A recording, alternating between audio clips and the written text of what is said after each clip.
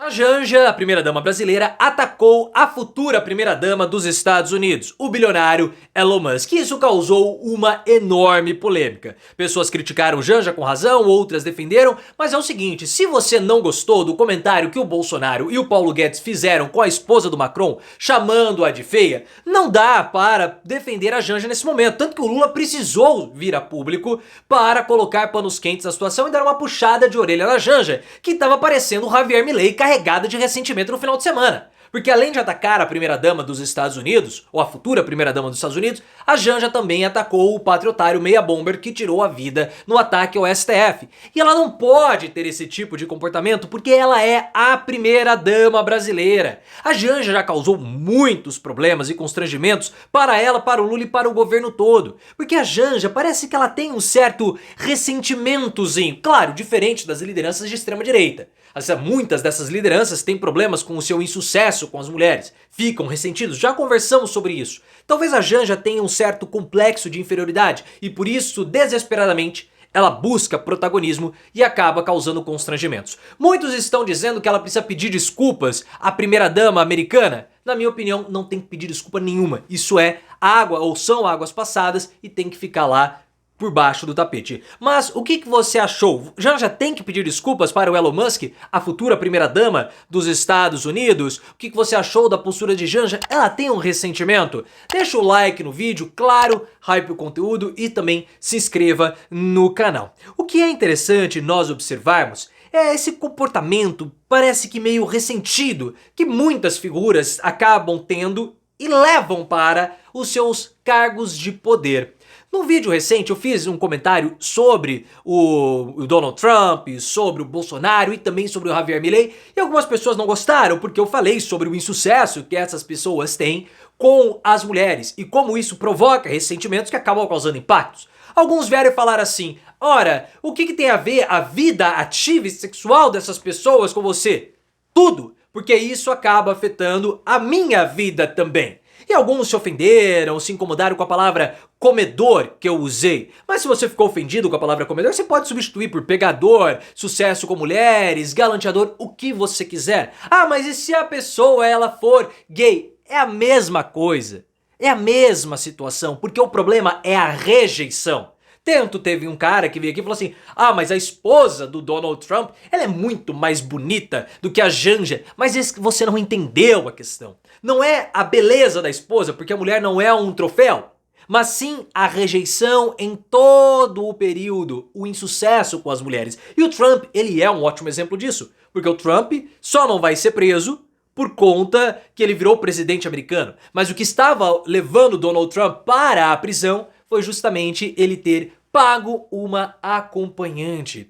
E isso tudo, esse insucesso com as mulheres, causa um sentimento de rejeição, um sentimento de ressentimento, que na hora que essas figuras acabam chegando a cargos de liderança, são esses líderes que vão fazer todo tipo de assédio, moral e até mesmo físico. Por isso que eu falei, tomem cuidado com essas figuras que não tiveram sucesso com as mulheres na hora dos cargos de poder. Porque esse chefe que vai lá tentar dar um peguinha na estagiária, isso não acontece só na extrema direita, na esquerda também. Silvio de Almeida, vocês acham que Silvio de Almeida tinha sucesso com as mulheres? Possivelmente não. E o que é interessante é que Silvio de Almeida também projetava a culpa, possivelmente a cor.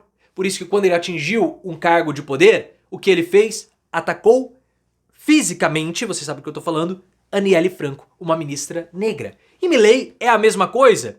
Milei, a imprensa argentina fala, ele não tinha sucesso nenhum com as mulheres. Depois que ele ficou mais velho, ele começou a namorar uma vedete, que é uma espécie de chacrete argentina. A mulher desejada por todos os homens do passado, que lembra muito a irmã dele. Irmã que Milei tinha ali, uma coisa também muito esquisita. Fora Bolsonaro e Eduardo Bolsonaro. O Eduardo Bolsonaro, a namorada falou que ele tinha um negócio pequeno e agora ele fica articulando grandiosidades internacionais para compensar o tamanho diminuto, tentando impor sanções econômicas e diplomáticas aqui no Brasil. E como isso não afeta a nossa vida? Só que Janja parece que também tem esse ressentimentozinho.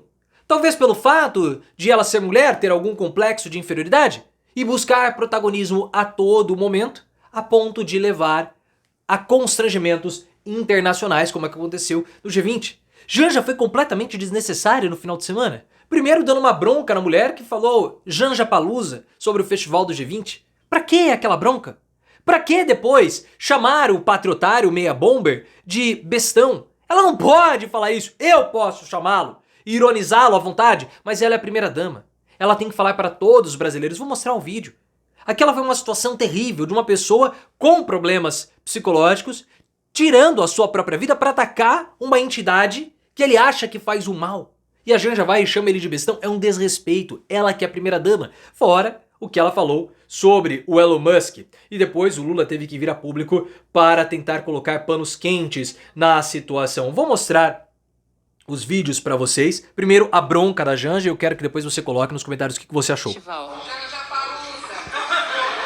Não, filha, é a Aliança Global contra a Fome e a Pobreza. Vamos ver se consegue entender a mensagem, tá? Pra que isso? Desnecessário. Tudo que aconteceu em Brasília, inacreditavelmente aconteceu em Brasília essa semana, e o bestão lá acabou se matando com fogo de artifício, mas enfim. Era essa consideração que eu queria fazer, que esse tema a gente colocou aqui no CRIA.